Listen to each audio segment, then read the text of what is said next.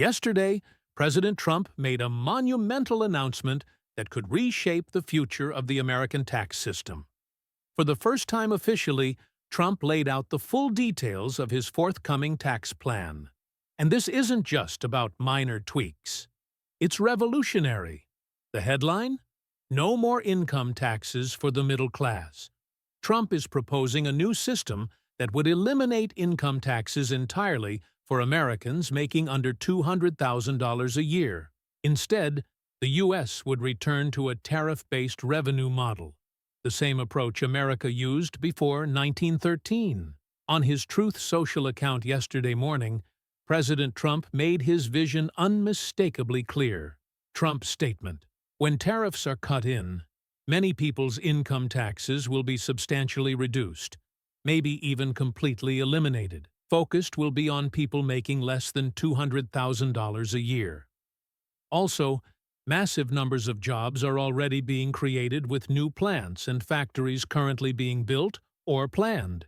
It will be a bonanza for America. The External Revenue Service is happening.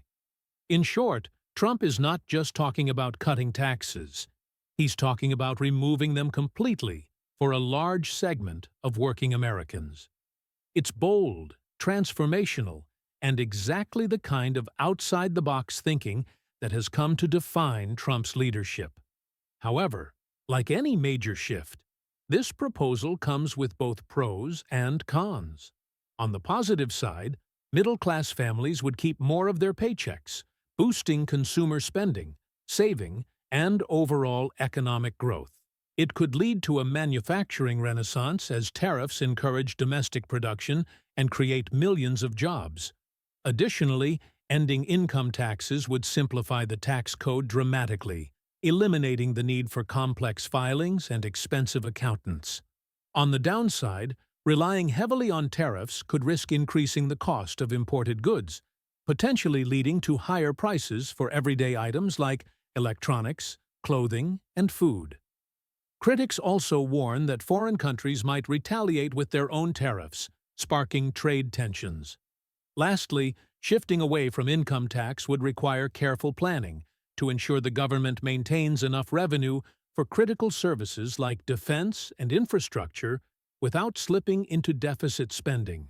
Looking ahead to the midterms, it's clear the Republicans, led by Trump, will be campaigning on one powerful slogan: middle class, no tax. It might be the most relatable and effective campaign message we've ever seen, offering hardworking Americans the chance to keep more of their own money rather than watching it wasted by Washington bureaucrats. Meanwhile, Democrats are running a campaign based entirely on one thing: impeaching Trump. Across the country, Democrats at town halls and rallies have made it clear that their first priority, if they regain power, will be trying to remove Trump from office, not fixing health care, education, or the economy. This creates the sharpest contrast possible between the two parties. Vote Republican, and you vote for economic freedom. Vote Democrat, and you vote for endless political warfare. Taking a step back, it's incredible to see how much President Trump has achieved in such a short time.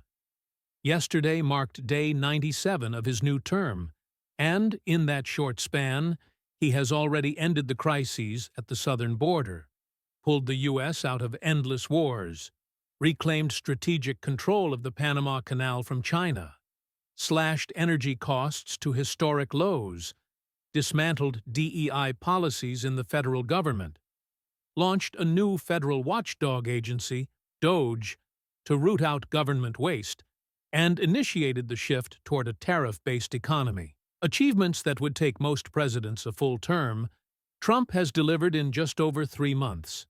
He has awakened the American people to the lie that paying high taxes was ever a patriotic duty, reminding us that before 1913, taxing citizens' incomes was illegal and unconstitutional.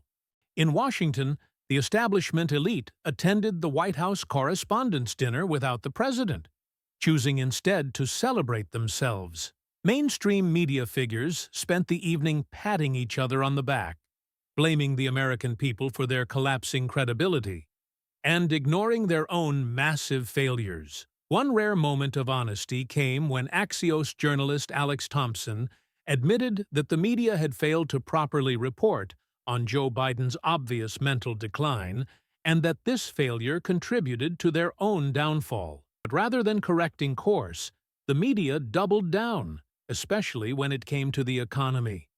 After weeks of doomsday reporting that April would be a stock market disaster under Trump's leadership, the markets roared back, with the S&P 500 gaining over 4% and the Nasdaq turning positive. Predictably, the media said nothing about the recovery. Meanwhile, California, the poster child for high taxes and failed governance, is spiraling deeper into crisis. Los Angeles Mayor Karen Bass announced that the city faces an $800 million budget deficit and plans to lay off over 1,600 workers, including first responders, despite residents paying the highest state income taxes in the country. In contrast, Florida, with zero state income tax, continues to run a surplus year after year. California's ongoing homelessness crisis only adds to the sense of failure, as billions are wasted while tent cities continue to grow. In closing, President Trump is proposing the most transformational tax reform in a century. Democrats are running on impeaching him. Again, the media is exposed for their dishonesty. California is falling apart despite its high taxes. And here at Globe Pulse, we promise to keep bringing you the truth, unfiltered, honest, and unafraid. Thanks for tuning in. Be sure to like, subscribe, and share this video so others can stay informed too. We'll see you next time on Globe Pulse. Take care, and God bless America.